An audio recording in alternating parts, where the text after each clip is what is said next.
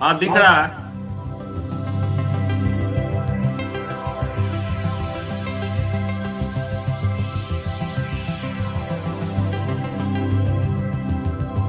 मित्र, आज का टॉपिक है की ऑफ सक्सेस, यानी सफलता की चाबी।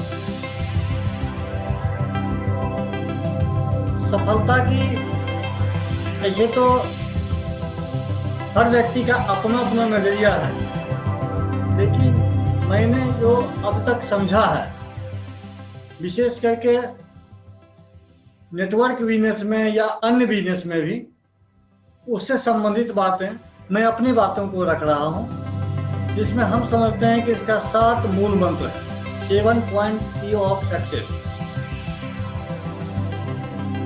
पहला, चाहत, वांटिंग। एक इच्छा होता है और दूसरा चाहत होता है। यहां चाहत की आवश्यकता है। दूसरा, फेथ, यानी विश्वास। तीसरा, ड्रीम, यानी सपना। चौथा, वर्क प्लान, यानी कार्य योजना।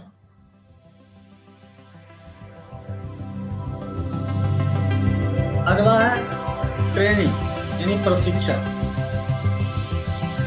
फिर कंसिस्टेंसी, यानी इसको आप बारंबारता भी कह सकते हैं, और अनुशासन। ये 7 घटक हैं इस सक्सेस रूपी खिचड़ी को बनाने के। दोस्त, वांटिंग, चाहत। कहा गया है जहां चाह वहां राह। कुछ दिन पहले तक हम रोजाना चंदा मामा को सिर्फ निहारा करते थे। बचपन में कहा करते थे, चंदा मामा आरे आवो, बारे आवो, नदिया किनारे आवो। अब हम भारतीयों को एक सपना होने की उम्मीद है कि हम लोग कभी, या हमारा अगला जनरेशन, चंद्रलोक चाहे टूर पर भी जाए, ऐसी संभावना। हमारे देश के वैज्ञानिकों ने आज इस बात को प्रमाणित किया, जहां चाह वहां राह का बात पूर्ण रूपेण सच। हमें जिस क्षेत्र में सफलता की जरूरत है, उस क्षेत्र में सबसे पहले हमें अपने इच्छित लक्ष्य के लिए चाहत की आवश्यकता है।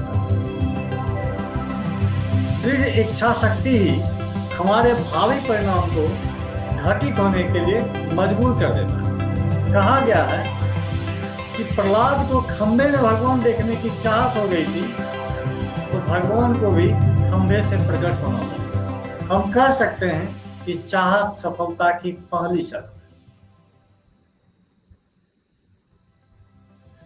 सुकरात से, महान दार्शनिक सुकरात से एक उनका शिष्य पूछा कि सफलता का रहस्य क्या है। उन्होंने शिष्य को कहा कि ठीक है, अगले दिन हमें उस नदी किनारे मिलो, वहां मैं बताऊं। फिर अगले दिन वह शिष्य नदी किनारे आए, तो फिर उन्होंने कहा थोड़ा सा नदी में चले जाओ, तब मैं बताऊं। और जब वो मित्र नदी में चला गया, तो सुकरात भी नदी में चले गए और वहां जाकर के उसको डुबाने लगे। जब डुबाने लगे, तो वो उनका शिष्य पूछा कि आपने जो जो बात हमको कहा, जो जो आदेश दिए, मैंने सबका पालन किया है, आप बताएं तो सही, सफलता का मूल मंत्र क्या है। उन्होंने कहा, जब वो 2-3 बार डुबाने का प्रयास किए, बेहोश हो गया था, उसको निकाला गया। फिर जब होश आया, तो उस शिष्य को उन्होंने पूछा था, एक बात बताओ, जब तुम डूब रहे थे तो सबसे ज्यादा तुमको किस चीज की आवश्यकता थी? उसने कहा, उस समय गुरुवर, अगर ऑक्सीजन नहीं मिलता तो हम शायद जीवित न रह पाते। उन्होंने कहा कि ऑक्सीजन की जितनी आवश्यकता तुम्हारे अंदर थी, उतनी ही आवश्यकता यदि चाहत की होगी, इच्छा की होगी, तो तुम्हारा सक्सेस निश्चित है। दूसरा कारण है विश्वास, फेथ। हमारे शास्त्रों में कहा गया है दोस्त, विश्वासम फलदायकम। सफलता के लिए हमें 5 तरह का विश्वास की आवश्यकता है। पहला विश्वास हमें खुद पर होना चाहिए। जब तक आपको खुद पर विश्वास न होगा, तब तक आप किसी भी निर्णय पर नहीं आ सकते। दूसरा विश्वास मार्गदर्शक पर होना चाहिए। जिन्हें आपने गुरु मान लिया, उन पर आपको आंख मूंद कर भरोसा करने की जरूरत है। तीसरा, अपने सिस्टम पर। जब आप अपने सिस्टम पर बार बार अविश्वास करते हैं, तो आप उस सिस्टम के प्रति नकारात्मक हो जाते हैं और सफलता आपसे कोसों दूर भाग जाती है। सिस्टम को चयन करने से पहले ही उस पर गहरी चिंतन की आवश्यकता है। और चौथा विश्वास अपने प्रोडक्ट पर। यदि आपको अपने प्रोडक्ट पर भरोसा नहीं है, तो आप उस प्रोडक्ट का प्रमोशन नहीं कर पाएंगे। और पांचवा विश्वास अपने इष्ट पर। बड़ी सफलता के लिए हमें अपने इष्ट पर भरोसा करना चाहिए, क्योंकि कहा गया है कि उनके कृपा से हर असंभव कार्य भी संभव हो जाता है। मित्र, आए दिन देखते हैं कि बड़े शहर हो या छोटे शहर, हर जगह कहीं न कहीं रोजाना एक्सीडेंट की वारदात होती रहती है। लेकिन जरा सोचिए, आपने कभी सुना है कि आज किसी अंधे का एक्सीडेंट हुआ? शायद नहीं। तो क्या एक्सीडेंट नहीं होता है? हाँ, होता है। किनका होता है? आंख वाले का होता है। क्योंकि अंधे भरोसा पर चलते हैं। वो भरोसा करते हैं, पहले खुद पर भरोसा करते हैं कि मैं इस सड़क को पार कर लूंगा। दूसरा भरोसा उस पर करते हैं जिनको वो अंधा कहता है कि भैया थोड़ा सा ये सड़क पार करा दीजिए। और तीसरा, वो सिस्टम पर भरोसा करता है।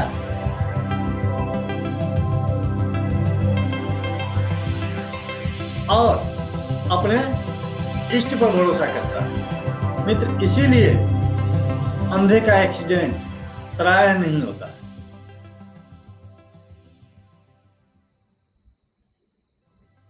ड्रीम यानी सपना एक बहुत ही महत्वपूर्ण घटक है।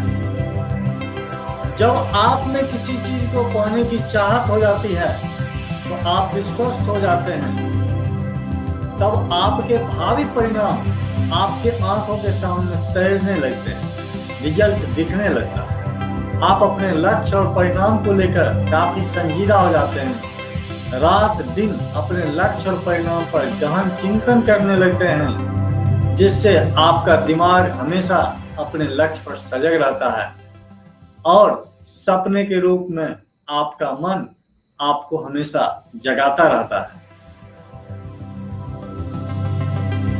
मित्र, सपना के बारे में भारत के पूर्व राष्ट्रपति मिसाइल में आदरणीय एपीजे अब्दुल कलाम ने सपने के बारे में कहा था कि सपने वे नहीं होते जो सोते हुए देखे जाते हैं, बल्कि सपने वे होते हैं जो सोने नहीं देते।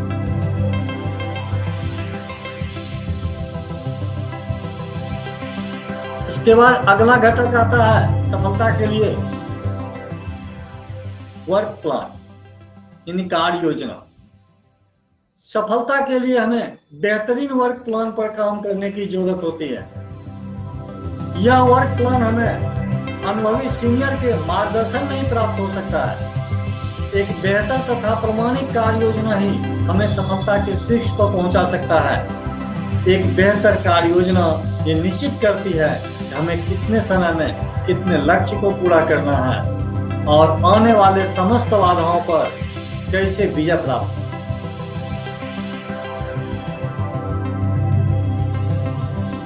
और सबसे महत्वपूर्ण घटक ट्रेनिंग। लक्ष्य को पूरा करने के तरीके पर चर्चा और उसे आत्मसात कर अपने लक्ष्य प्राप्ति में आने वाले समस्याओं का पूर्वानुमान करना एवं समस्या समाधान हेतु आपस में चिंतन और मनन ही हमारे प्रशिक्षण का उद्देश्य है, ताकि हम अपने कौशल विकास को और पैनी कर सकें तथा कम समय में बेहतर परिणाम को प्राप्त करें। ट्रेनिंग हमारे सफलता के यात्रा में हमारे लिए अत्यंत ही महत्वपूर्ण है। मित्र, जो आर्मी के जॉब में जाते हैं, अगर वो ट्रेनिंग में भाग जाते हैं तो उन्हें बॉर्डर पर शहीद होना पड़ता है। ट्रेनिंग की किसी भी सफलता की कुंजी में बहुत ही बड़ा योगदान है। एक लकड़हारा एक जंगल में पेड़ को काट रहा था, उसी के साथ एक दूसरा लकड़हारा भी था, दोनों पेड़ को काट रहा था। एक लकड़हारा एक पेड़ काटता, फिर थोड़ा सा आराम करता, फिर अपने कुल्हाड़ी की धार को थोड़ा सा इसको देहाती भाषा में हम लोग कहते हैं कि उसको पिजाता और फिर दोबारा अपने काम पर लौट जाता। और दूसरा लकड़हारा जो उसके साथ में था दोस्त, वह लगातार बिना रुके बिना थके पेड़ को काटते जाता।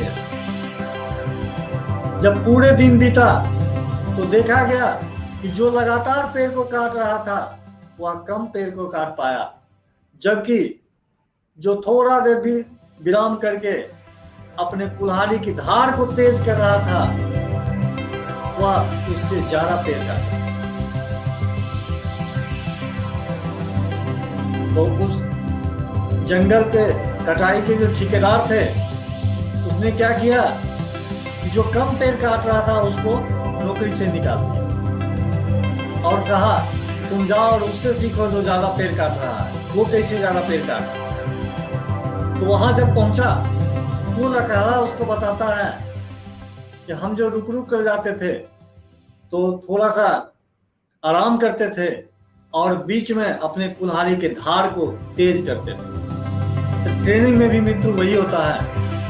हम जब फील्ड में जाते हैं और जब हमारे सामने बहुत सारी समस्याएं आती हैं, उन समस्याओं का समाधान नहीं कर पाते हैं तो कभी कभी हमारी कौशल क्षमता कमजोर हो जाती है। लेकिन जब हम ट्रेनिंग में जाते हैं, अपनी समस्या को रखते हैं और दूसरे के समस्या और उनके समाधान की बात को जब सुनते हैं तो हमें इसमें ज्ञान बढ़ता है और हमें कार्य करने के तरीके का नई जानकारी मिलता है। तो ट्रेनिंग हमारा बहुत ही महत्वपूर्ण हथियार है। और कंसिस्टेंसी, बारंबारता, लगातार निरंतरता, यह हमारी समस्या का महत्वपूर्ण घटक। आधे मन से छोड़कर किया गया काम हमारे असफलता का महत्वपूर्ण कारण है। मित्र, आप किसी ज्योतिषी से अपना भविष्य दिखाने के लिए जाते हैं और ज्योतिषी महाराज आपको लिखते हैं कि महामृत्युंजय जाप कराना है। कितना? तो कम से कम 1.25 लाख। जरा सोचिए, आखिर 1.25 लाख बार उस मंत्र को क्यों जपा जाता है? एक डॉक्टर से जब दवा लेने जाते हैं, वह डॉक्टर 30 दिन, 40 दिन, 60 दिन का दवा क्यों देते? क्यों बार बार एक ही दवा को खाने के लिए कहा जाता है? इसी को कहा जाता है निरंतरता। क्योंकि परमपिता परमात्मा भी कहते हैं कि जो व्यक्ति निरंतरता किसी काम में लगाता है वहां परमात्मा को भी झुकना पड़ता है। अगर आपको सफलता चाहिए तो सफलता की कामना करने के लिए, उसका प्रैक्टिस करने के दौरान आपको अपनी निरंतरता बरकरार रखनी है।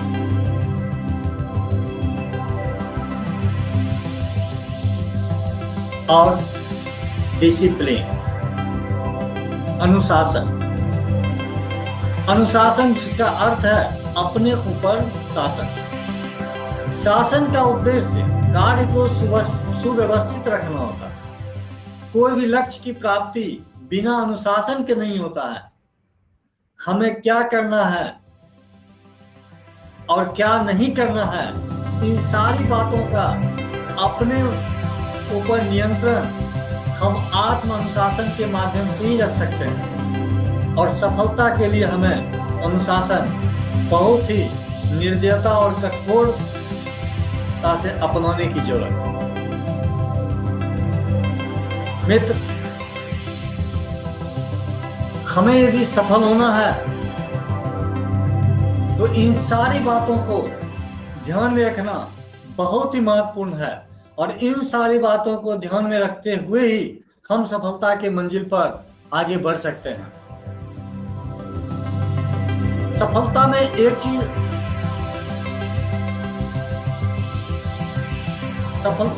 चीज और हम कह सकते हैं मित्र, विश्वास तो होना ही चाहिए। मैं एक विश्वास से संबंधित एक बातें आपसे शेयर कर रहा हूं। एक ब्राह्मण थे और वो ब्राह्मण एक जगह अपने यजमान के यहाँ मुंडन कराने के लिए गए थे। और जब मुंडन करा के वापस लौट रहे थे तो यजमान उनको एक बकरी का बच्चा दिया था, यानी जिसको हम लोग पाठा बोलते हैं, और कहा कि पंडित जी इसको ले जाइए और आप अपने यहाँ इसको रखिए, जो करना है कि। बेचारे उस पाठा को लेकर के कंधे पर लेकर के आ रहे थे। रास्ते में 4 ठग से उनको मुलाकात होती है। चारों ठग आपस में बात करते हैं कि भैया ये पंडित जी आकर लेकर के आ रहे हैं, एक बकरी का बच्चा लेकर आ रहे हैं, और इनको ऐसा दबाव देना है कि बकरी का बच्चा छोड़ करके ये पंडित जी चला जाए। तो क्या उपाय निकाला जाए? देखिए, और विश्वास कैसे हो जाता है, हम इस पर चर्चा कर रहे हैं। वो बकरी का बच्चा उनको मिला था और उस बकरी के बच्चा के बारे में वो ठग जो है पंडित जी को बताता है कि पंडित जी आप कहां से इस कुत्ता के बच्चे को लेकर के चले आ रहे हैं। आप एक ठग गांव के पहले रास्ते में मिलता है, कहता है पंडित जी कुत्ता के बच्चे को कहां लेकर के जा रहे हैं। पंडित जी कहते हैं अंधे हो क्या, आंख नहीं है, जानकारी नहीं है, ये कुत्ता का बच्चा है, ये बकरी का बच्चा है, अभी तुरंत हम मंडन से आए हैं, वही हमको ये यजमान दिया है। क्या जाइए जाइए, आपका धर्म भ्रष्ट हो गया। फिर अगले रास्ते पर जाते हैं, वहां दूसरा ठग वहां मुलाकात हो जाता है, कहता है क्या पंडित जी आप भी यहाँ रोज आते हैं, हो गए हैं, कलयुग का जमाना है। सही कहता है, जाइए जाइए गंगा स्नान करके आइए। आप कहां इस कुत्ता के बच्चा को लेकर के ढो रहे हैं। अब पंडित जी को थोड़ा सा भ्रम होने लगा कि कहीं ये बकरी का बच्चा कुत्ता के बच्चा तो नहीं है। फिर उन्होंने अपने आप को समझाया कि नहीं, यह कुत्ता का बच्चा नहीं है, बकरी का बच्चा है। और फिर उस ठग को उन्होंने डांटा, कहा तुम्हारा दिमाग खराब हो गया, सठिया गए हो, बकरी के बच्चा को तुम कुत्ता का बच्चा कह रहे हो। और फिर अपने रास्ते पर चल पड़े। अगले चौक पर जैसे पहुंचते हैं तो वहां पहुंचते ही देखते हैं कि फिर तीसरा ठग वहां खड़ा है और वह भी वही बात कहता है। फिर पंडित जी अपने आप को काफी समझाने का प्रयास करते हैं, तब तक हम पंडित जी के दिमाग के भीतर अविश्वास फैलने लगा कि हो न हो या कहीं हमको देखने में भ्रम हो गया है, यह कुत्ता का बच्चा तो नहीं। लेकिन फिर भी उसको डपट करके आगे बढ़ जाते हैं, कहते हैं तुम सारे लोगों का दिमाग खराब हो गया है, आज क्या मेरे साथ हो रहा है, सभी सवेरे से कह रहा है कि कुत्ता का बच्चा कहाँ लेकर जा रहे हैं। फिर आगे निकल गए और जब चौथा ठग मिला, कहा क्या पंडित जी जाइए जाइए, आपको प्रणाम भी कौन करेगा। आप कुत्ता के बच्चा को लेकर घूमते हैं, जाइए गंगा नहा कर आइए पंडित जी, जाइए। आपको पंडित जाति से निकाल देगा लोग। पंडित जी को लगा कि नहीं ये आदमी बिल्कुल सही कह रहा है, और उस बकरी के बच्चे को उठा करके वहां पलट दिया और पंडित जी गए मुझे से गंगा नहाने के लिए चले गए। यहाँ अविश्वास कैसे पनपा, इस बात को समझना है, और सफलता इन्हीं बातों से जुड़ी है।